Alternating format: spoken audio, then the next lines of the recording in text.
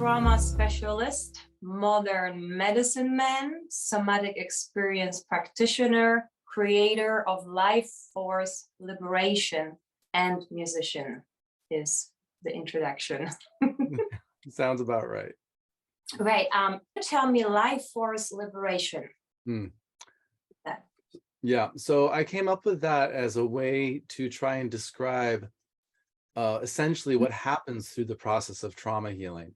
So the first thing I would say is, well, okay, what is life force? What do I mean by that? There's many cultures have different names for it. In the East, it's called chi, prana. You know, it's ki. It's the vitality, the inner electricity, it's that the stuff that keeps us going. And essentially, we're electric beings at the most foundational level, because I mean, we can lose an organ or a limb, you know, part of our brain. We can lose a lot of blood.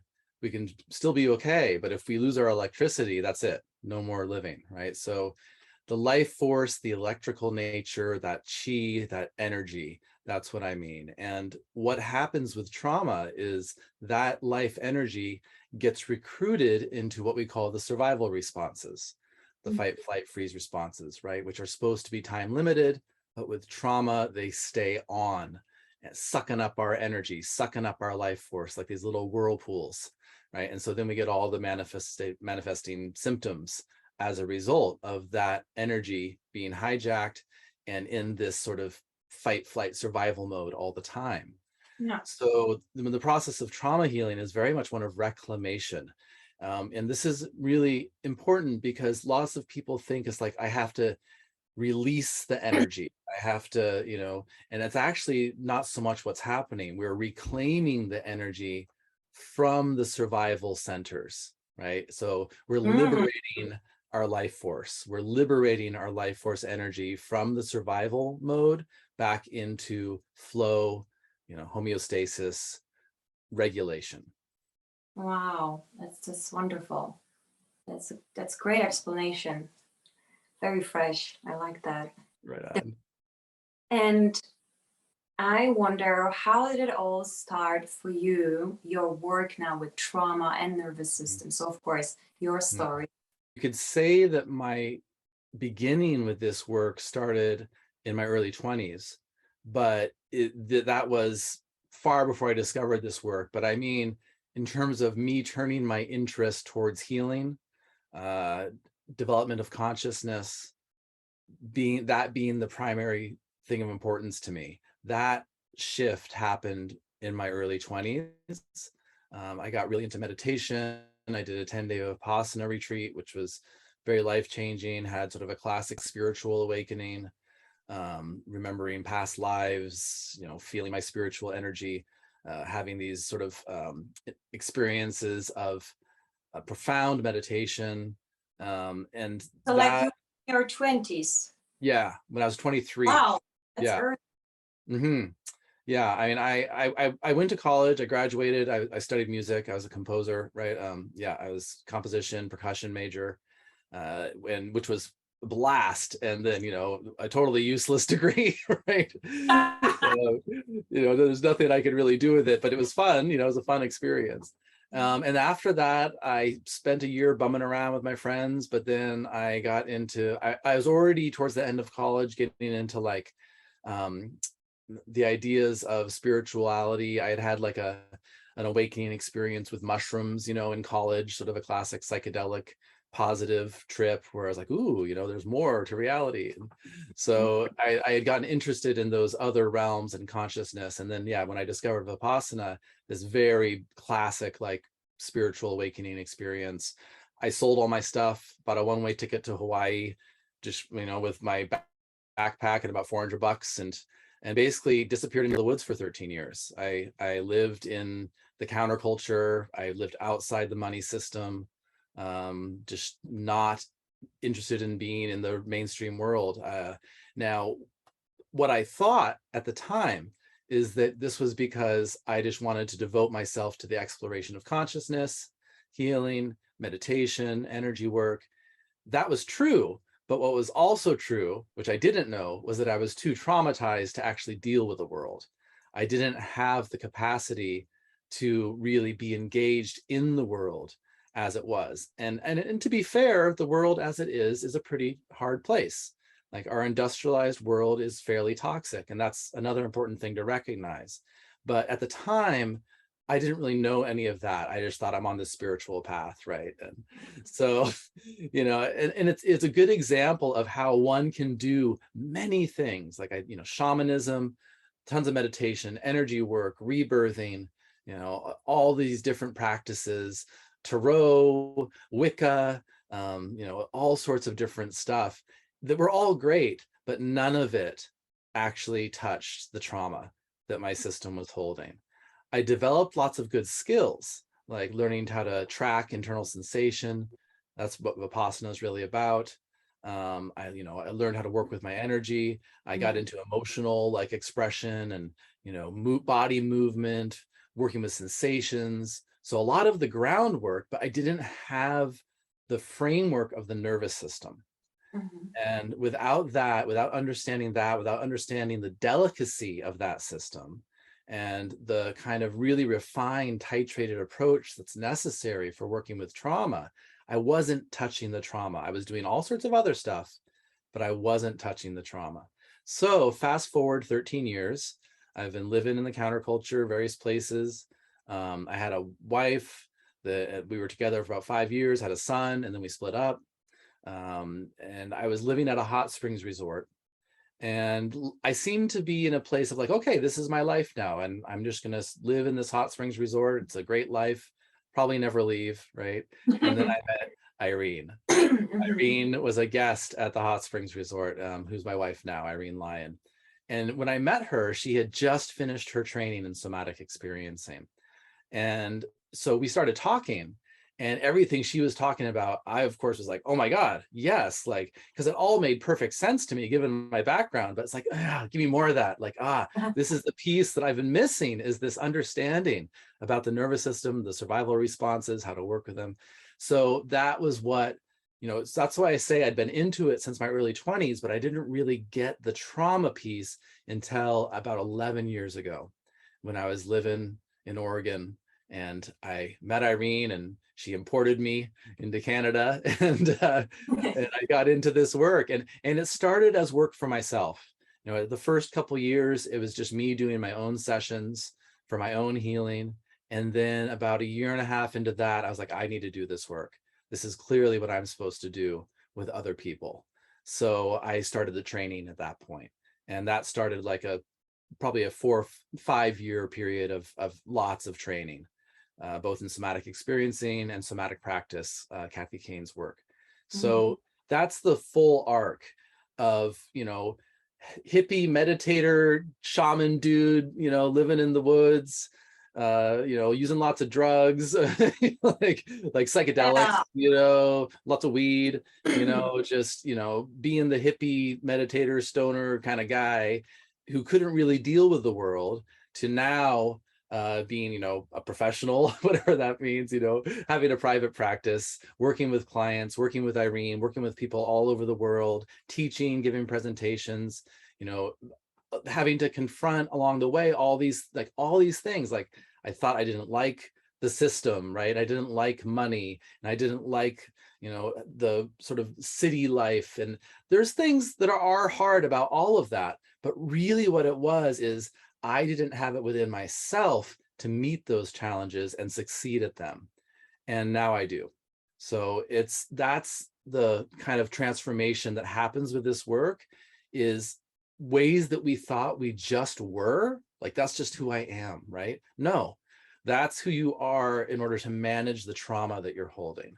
And as that is released, our personality, our capacity, what we like, what we're interested in, all of that can change, our relationships, right? So it's a big, big transformation that occurs. And that's what happened for me. What a story. So what happened to music? Oh yeah, music was there all the time. That was there. There was a thread through the whole thing. I was always writing songs. And what I did is, after I went through college and, I graduated, I no longer had, because I was writing, orchestra pieces and string quartets and chamber music and, you know, that was like my love. I loved that. But then I was out of college and there was like, well, where'd all my players go? I had no more Right. musicians. And you know, it was clear that at that time, this is pre-internet, really, like just the very beginnings. If you wanted to do a career in music, basically you had to, it was like, you know, film scoring. As a Mm. composer, that was really the only option. So that meant moving to LA or New York. I didn't want to do that. So what I did is you know, I had already knew how to play percussion and all the different percussion instruments and piano. So I taught myself guitar, and I just started writing songs and recording and fooling around, and, you know, picked up banjo and picked up bass and, you know, all these different instruments, and just got, so it's like I just became a recording artist essentially, and singing. So, and that's another very relevant thing, is because I had a very hard time singing. It was very hard for me to find pitch. It was very hard to stay on pitch. I didn't have any sense of what my authentic voice was. So it was a long journey of discovering how to sing. And for me, that was very much connected with the trauma piece. It wasn't until I started to remove the blocks in my body connected to the trauma that I was able to actually sing better. And I'm still not like a Mariah Carey or anything, but like I can hold a tune and I can, you know, sing on pitch and I can do a melody, right? So I did hear, I think you were singing in the recordings on your website. All right, they're available. yep. Your voice, right? Yeah. Yeah. So yeah, really good. Good singing there. Yeah. Yeah. So, can you tell me about that authentic voice? That's interesting. Yeah. So you know, the way that I learned was often by singing along with, you know, songs that I liked. That was one way I started getting comfortable with it. But I only really knew how to kind of like try to sound like other people. Uh-huh. Or, you know, I'd be singing very much, you know, kind of breathy, you know, like I wasn't, and or if I would go into the chest, it'd be overbalanced. It'd be like too much, right? Too much force. I didn't know how to find the balance between, you know, head, chest, how those things work together to, you know, produce my authentic tone, right? Whatever that is. And so it was something I had to discover, but I had a lot of trauma around singing. Actually, when I was a young kid, I was in children's theater, and we all had to learn a piece and perform it. And I was game, you know, at that time I was like 11 years old, you know. And so I picked out this piece and I learned it. And then on the day that I was called up to do my piece, I had not been expecting it. I'd forgotten to bring my music for the piano player. Oh, So they tossed me up on stage and said, you have to do it a cappella. And oh just, no. oh my God, just total, you know, and like didn't try singing for decades after that. Like it just totally shut me down. So I had to work through that experience and work through all sorts of other instances around like speaking my truth and being authentic, because I grew up with a lot of trauma and repression and Mm. abuse, you know, around my authentic self being okay. So yeah, that finding that voice was very much connected to the healing process. What's interesting that I've noticed, it's not true that's not true for everybody. Like there's all sorts of singers with tons of trauma and pain that's like, it's like their fuel for their voice, right? Yeah, yeah, but they're But also then unhealthy and not really fit, and they often lose their voice, right? that's right. And that's what I was going to say. That doesn't last. Yeah. When the voice and when music in general is fueled by trauma that's unresolved, it's not sustainable. So then, yeah, it goes into addiction or illness, right? Destructive relationships. There's all sorts of things that tend to mess with it, right? Yeah, totally. I just had a thought, if people would do trauma work and release that stuff, I would be probably jobless. Because you just said that you found your voice after releasing and regulating and coming, you know, getting your true self out and reconnecting, I think. And then your voice is more authentic. And so, yeah, we coaches, voice coaches, we're trying to help people to find their voice. Yeah. You will hear this a lot, right? Find your true voice, your authentic voice through voice coaching or vocal coaching. Mhm. And here is yet another way to do it. That's right. With the trauma-informed practitioner and somatic experience, and that's another way to do it. Yeah, and this is so why it's so interesting for me. Yeah, Absolutely. that part that I see my students standing and sweating, and they get this tension around the throat. Can you tell me Mhm. more about that and those sensations in the throat? We know for Mhm. breath Mhm. and heart beating, this nervousness, but Yeah. Yeah. singers struggle with that stuff around the neck here, right? Yeah, yeah, for sure. So there's probably a couple things that are happening there. There's Mhm. one that's just sort of a general repression that very commonly happens with trauma, where like I was talking about authenticity, we're not very often in this world supported in being our authentic self. We're expected to conform to various social or familial institutions and norms, expectations, etc. Right? So there can be a shutting down of the entire self that happens for many, many people to different degrees. So there's that. And what is the voice other than the fullest expression of ourself? Right. So that's a big picture kind of way of looking at it. It's like we need to free ourself, free our authenticity in order to have access to that ability for it to broadcast. Physiologically speaking, when someone is got a lot of sympathetic energy online or a lot of shutdown, which is dorsal vagal, like that's a extreme side of the parasympathetic. When someone is in shutdown or a lot of sympathetic activation or both, what happens is there's much less access to what we call the ventral vagal system. Now, the ventral vagal nervous system, that is our social engagement system. It's what lets us speak clearly and receive social cues, be in communication, read facial expressions, have empathy, all of these things that are necessary to communicating effectively, speaking authentically, is supported by the ventral vagal nervous system.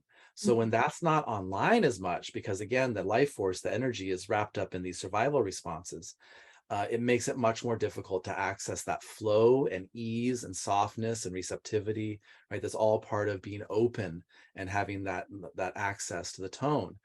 Also, when the sympathetic nervous system is sort of in survival mode under the surface, there's very often a lot of tension, chronic tension in some cases. And that's very often it expresses through the shoulders, the traps, right? And that goes into those the mastoids and those fine muscles that come up the neck here. That's all connected to this sort of bearing down. They say the weight of the world on your shoulders, right? It's like the weight of trauma, right? It's a preparedness often, like the system's always on guard, always Mhm. ready to defend. Also can be very connected to the brainstem. So another thing that happens with trauma physiologically is the brainstem can get very tight, and that's right back here. So Mhm. that again influences the muscles all around here, around the face, down the neck. So when we have all this tension and also lack of access to that ventral vagal system, that's usually what we're seeing. Like if there's a lot of like things get stuck and it's all tight and tightening up here, that's what's going on physiologically. So this could be for people who have very, let's say, little voice, let's call it little Mhm. voice. So breathy, and they Yeah, don't have volume. There is not this power. So, and on yeah. the other side, you have people who are very loud, and when they sing or try to talk, it's almost as there is like anger and Hmm. kind of that kind of energy, right? And so Hmm. both would be on the trauma spectrum. That's right. Now, because I work with people who want to learn how to sing, but as we mentioned, the nervous system, the body, and the trauma all connected. And now Hmm. they want to express something, right? Hmm. So this work is definitely interesting, because if they would be able to tap into their body and maybe learn how to release some of that stuff, Yeah. maybe their anxiety on stage would decrease, right? Yes. Their volume will increase for those who lost their voices. This is how I see it. Someone shut them down, in other words. And others have to fight and be heard or something like Exactly. Yeah, it's like either repression or overcompensation, right?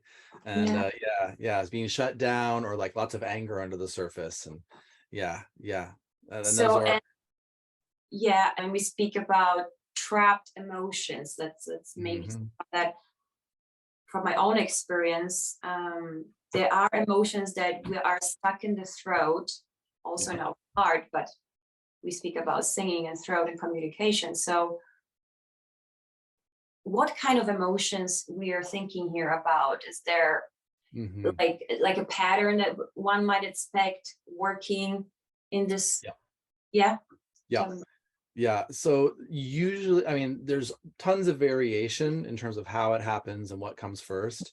But when we're talking about sort of through here, this stuff, this is almost always grief and rage. And they are like an onion. They're so often layered together. So rage is very often stuck in the throat, in the jaw, in the shoulders, like that, right? Like the body's wanting to, it's wanting to do this kind of fierce, ferocious attack to defend the self, right? That's the fight response that was stuck, right? So if that's stuck and trying to happen, that's often where in the body it'll be stuck. Grief also in the lungs, basically. Grief tends to live in the lungs, which of course is directly associated as well. Very often people associate grief with the throat being very tight. Right? But that's actually because the throat is trying to block the grief from coming up. It's not because that's what grief is like. It's because the throat's trying to stop it. So the throat acts as a stop block for grief to rise up into the face and through the system. Oh, wow. Yeah. Okay. When you're able to fully allow grief, it just moves through. Like it's like a wave. It's very intense, but it just comes up through the throat into the eyes, right out the top of the head. It's like a big wave. But what usually happens, at least at the beginning, when people are learning, is like grief will rise and you'll get that tight throat, right? And it'll sort of stay there because it's like a protective mechanism. Talking about trauma, because we use this word, and for you, of course, it's clear what trauma is. I also have learned, and now since I did the program with your wife, Smart Body, Smart Mind, trauma is. And I have to admit, I was the tough cookie. I never thought trauma is. I mean, I knew things were not really good, and there was a lot of things that happened, but I was like, well, this was normal. So now. It was just normal. And it is. That's the thing. Yeah, trauma has been normalized. Right. Yeah. So when I talk to friends or students, we talk a lot often, because I would notice something is coming up and there is no need to move forward. Let's just talk a little, right? So they would say, I'm just anxious. I'm just anxious, or this happened, but it's like that. I'm fine. And so when I have to work with my student to get a little bit that energy from them, so we would not get angry, but we need that sympathetic energy, that kick. The song expects the singer to do that, but there is no energy, let's say, there, right? Back to trauma. So trauma is this big word, right? So they don't think they have trauma. They think they had a pretty good life financially and stable, and there are some troubles in the family, but it's always bad. So please tell me first, from your perspective as a specialist, what is trauma? Unpack that word for me, please.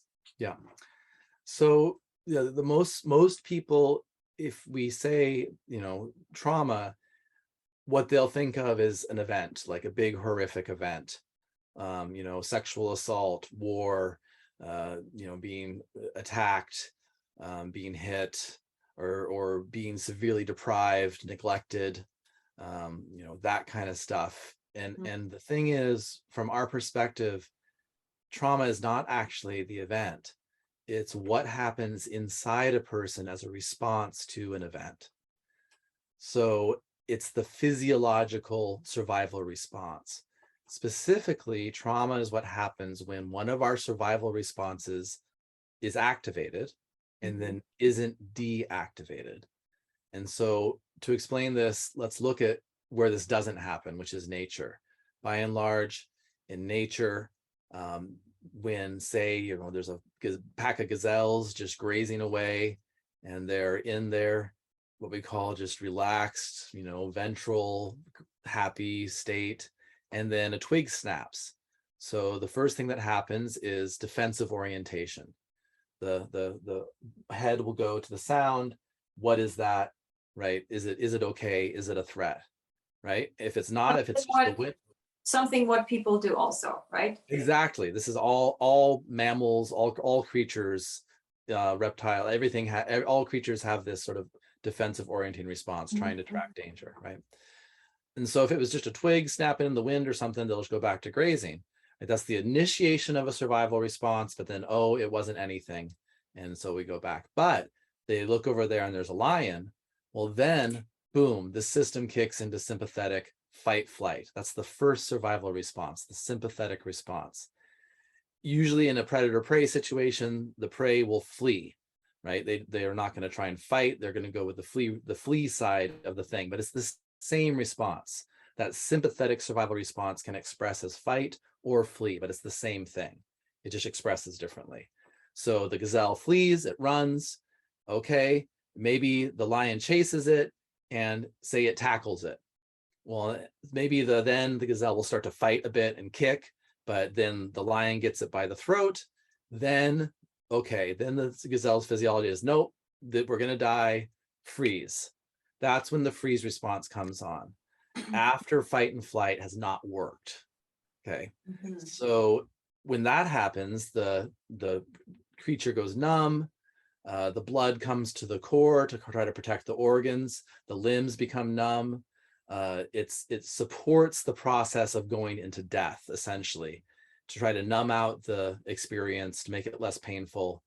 And it's meant to be basically a transition into dying. So these responses evolved in the wild like this. So they're meant to be time limited, right? They're meant to be short.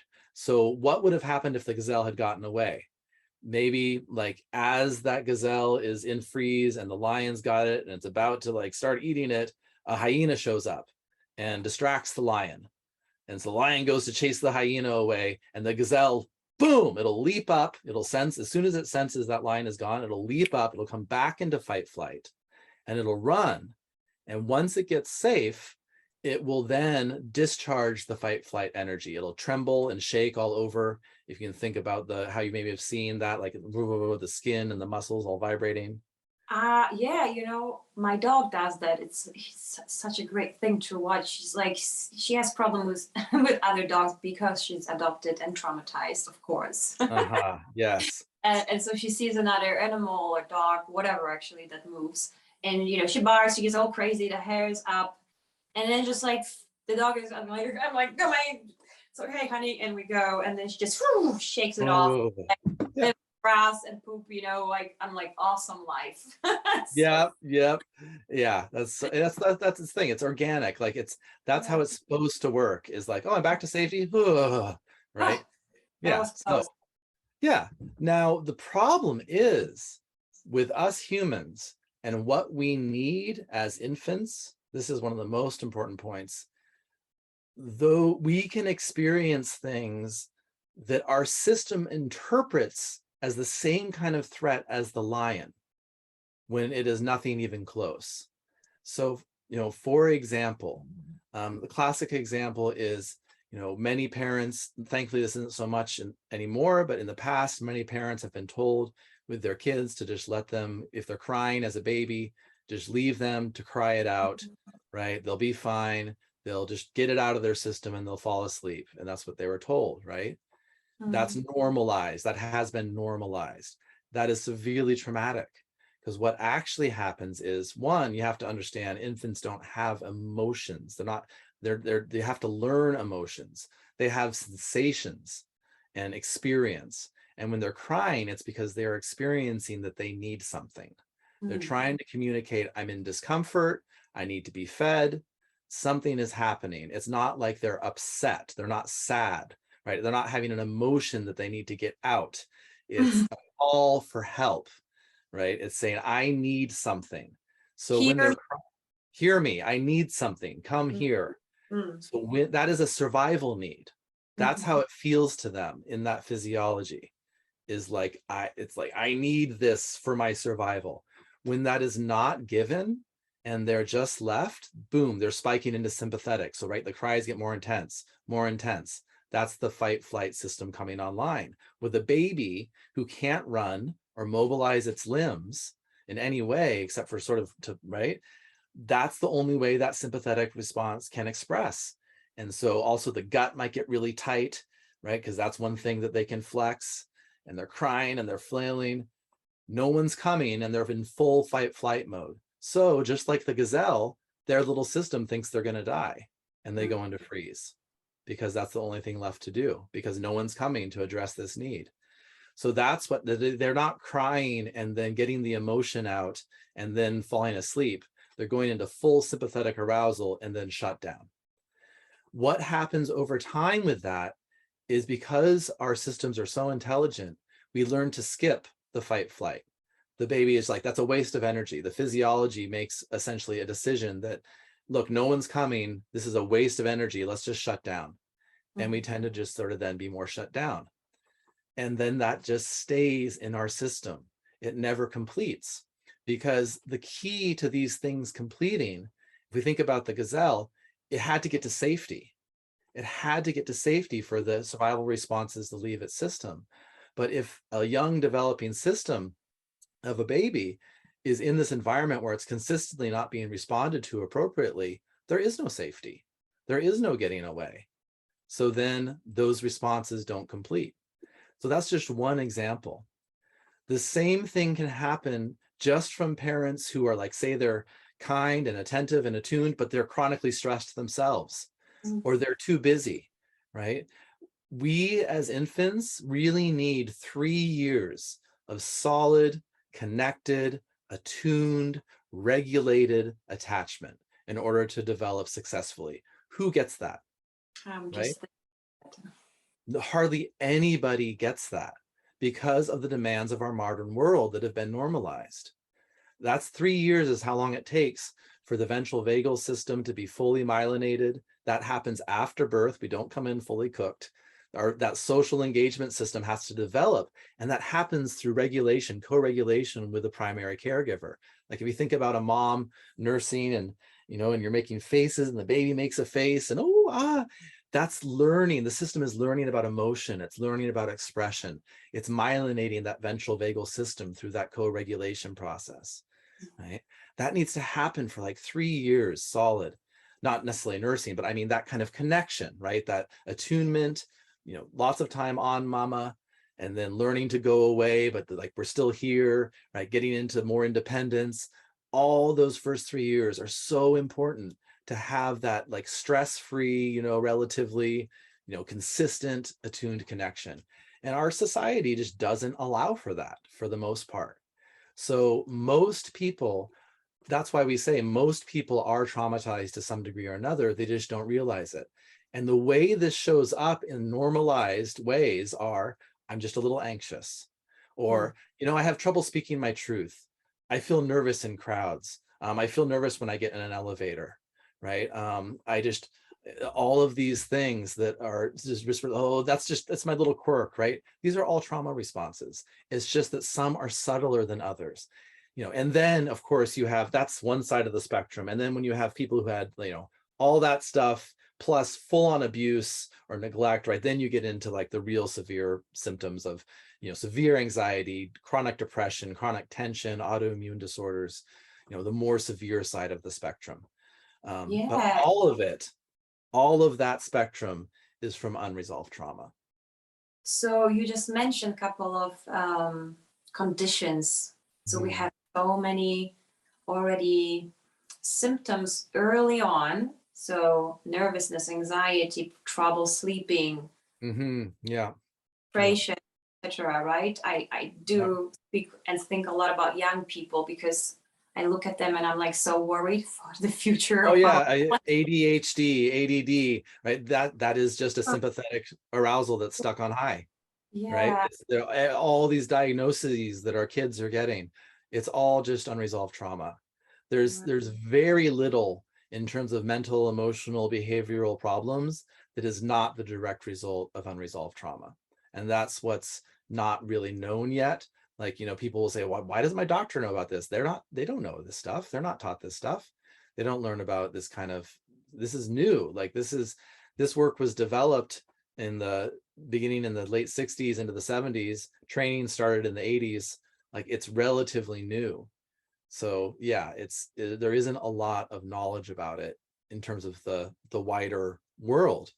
But yeah, I mean, we basically view almost all emotional, mental, behavioral, autoimmune conditions, all of that, even cancer, all of this is ultimately the result of dysregulation most of the time. So as early as possible, person should start to get at least education. Yes. Knowledge is the key. It's always Yes.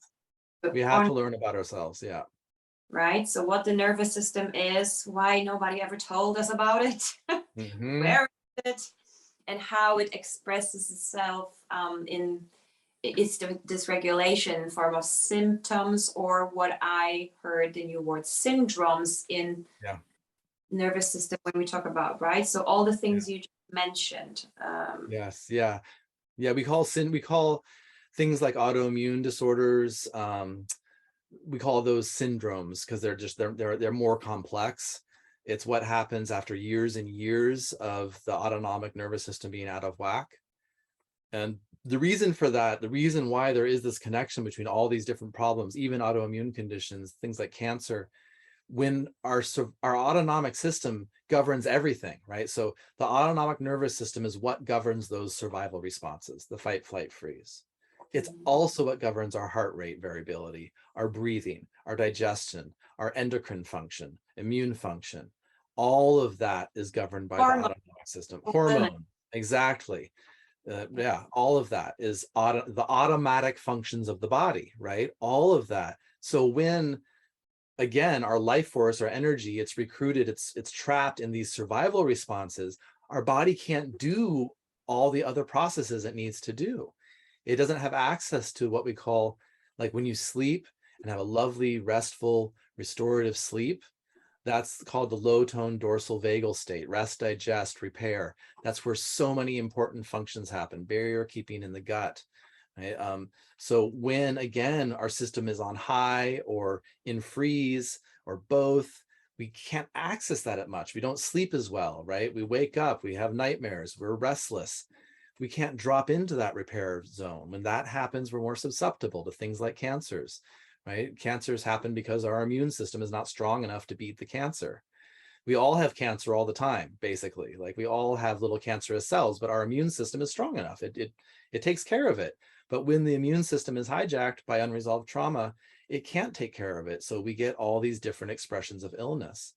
If you think about, digestive disorders, IBS, Crohn's, that's because, well, the low tone dorsal vagal state isn't being supported. So we're not getting that barrier keeping in the gut, right? That keeps everything sealed up nice. We're probably not getting the digestive enzymes flowing enough or the right way because we don't have the wiring's wonky. It's being hijacked, right? There's so many, and then adding chronic tension, like the bracing that can happen in the system, right? There's so many ways that these survival responses play out that affect our health on all levels. There is like a lot of things you can do to heal. And I know some people already noticed, okay, I'm not well, I got to do something about this. And so they go for yoga class, just let's do some yoga, let's do some breathing, do diet change. It must be just I eat too much sugar, and so I'm just going to cut the sugars. I need to work out, I'm going to go to the gym. And And of course, there are some things like working top bottom. So Yeah, mindset change. the master, right? The positive thinking, the affirmations, the singing, also, which I recommend. But everything is really like in our prefrontal here, cortex, and still we're bypassing the body. So why people should look more towards their body, nervous system, even though those things are really great and great tools. And I assume you tried a lot of different modalities. Many different things, yeah. Right. So now, and you ended with the somatic experience and nervous system regulation, and you stayed there. I understand, but you do still meditate and do other things. Yeah. Oh, sure. Yeah, absolutely. Yeah, all the things you mentioned, there's nothing wrong with any of them. If it's, in balance, anything can be an addiction though, too. Like I know plenty of people who do yoga and it's an addiction. It's not really, maybe it's good for them on some level, but it's part of how they're managing their trauma, right? Anything can be that, shopping or eating or whatever, right? But there's nothing wrong with those activities in and of themselves necessarily. But the problem is the brain, the thoughts, the mindset shifts, all of that, this stuff here, this is what we would call an end organ from the perspective of trauma healing and nervous system physiology, meaning what you have access to in your brain is determined by the underlying neurophysiological platform. What's happening in your autonomic system determines what you can access up here. So this is primary. The autonomic system is primary. For example, when we're in fight-flight mode, it's very, very difficult to access the neocortex at all because the limbic system and the brainstem are firing so loudly, right? So just to interrupt you here, for my singers probably thought, so that means when I go on stage and there are many people and I have to sing and I forget my lyrics. Is this what you're that's right. You're losing access to here because the limbic system and the brainstem are going right. So you literally lose access. Right? That's why, and mindset shift all you want, positive think all you want. It's not going to change what's happening in your autonomic nervous system. Now, eventually, once you learn how to work directly with the autonomic nervous system at that level, some of those things then can be useful for changing patterns. Like, we can get ourselves in loops with our thinking. So as part of the work, once we learn how to feel and work with this stuff, then maybe some of that stuff can be useful. For example, say someone's feeling grief and they've learned that when I feel grief, I need to be in my body. I need to think about maybe using my breath a little bit to help the chambers expand if it's feeling stuck. I need to pay attention to the wave that's wanting to move through. I need to allow the expression of the tears, allow that to roll down my face, allow the snot, be messy, let the sobs come, paying attention to the physiology. And then maybe the mind comes on and starts thinking about the thing that we're sad about, which then initiates that whole, right? At that point, you're like, oh no, I don't need to do that with my mind. I can be in the present. I don't need to think about the memory. Return to the body, right? So that kind of mindset shift can be really helpful once we have this other stuff so that we don't go into a loop. So, and things like intense exercise, really, really important if we have the capacity, right? But say that you're really shut down, but you really think okay, I just got to get out of this. I got to get out and jog and run. Well, you'll just freaking blow up the system if you don't actually have the energy to do that. And then you end up in bed for 2 weeks, right? However, once you're getting your life energy freed up and you're starting to free that sympathetic life force out from those survival systems, you're starting to get a bit more energy, then building in some yoga or some moderate to intense exercise can be very important, right? So what we're saying is start with the foundations. Start with the autonomic nervous system as the place where you're learning and working and bringing in your interventions and tools, because that is the baseline. That is where we want to build from. If we just use mindset change and behavioral change, that kind of thing. Well, it's like we're making the windows and the walls really pretty on the house, but there's no foundation. So Mm. it's just gonna, like, no matter how attractive or shiny it is, it's just gonna fall over eventually. So we So all need to go back to our body, back to basics, learn from our friends, animals, yes, because yes, absolutely. are mammals, right? Yes, we are Horses. mammals. So interesting that people would say, what do you mean? Like, I'm like my Yeah. dog. Like, Yep. well, There's the yeah, only difference between you and any other mammal is that you have a neocortex.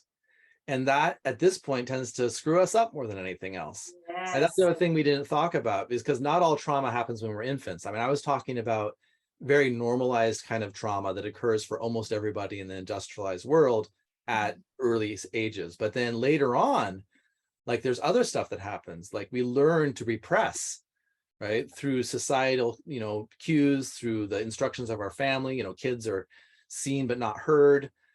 Be a big boy, boys don't cry, be a big girl, keep it together, grow up, right? All these messages of repression.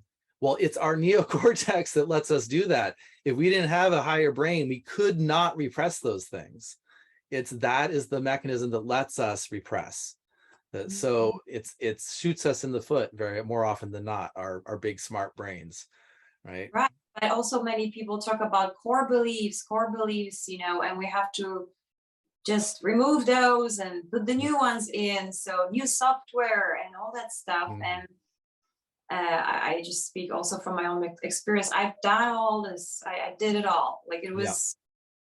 I was always in my head and tried this and tried that. And it was just getting worse and worse. And Yeah, because you're like fighting against, it's like you're creating more schism, because you're saying with your brain, no, I am healthy, I am whatever it is, but like your yeah, nervous system is saying, no, you're not. Your oh, nervous, yeah, we're gonna die, and no, I am peaceful, I am Zen. It just creates more disconnection. Yeah. yeah, just push, push through it. Whatever you feel doesn't matter. Just push, Hmm. we all want to live and be happy. And I get that. But like you said, there is stuff inside of our body that needs to be recognized, and we need to learn to feel, I think, right? Yes, yes, We yes. get to, So much of it is in learning to feel. yeah. Yeah. And then the body does what it's designed to do. So moves this energy, release this life force, the liberation of the life force. Yep, And reclaiming it back into the system. Yeah. at the same time, we are getting back into our authentic selves, right? Yes. So we Yes. reconnect with the true self that was always there, I think, but it's covered with the dirt of all the Yeah. trauma and events that happened. Yes. And we also get our voices, our authentic voices that live inside our bodies. So for me, it's when people talk with the so-called head resonance. So they're Mhm. very much here, and I can hear that the resonance is coming not up from their body, but it's rather Yeah. here.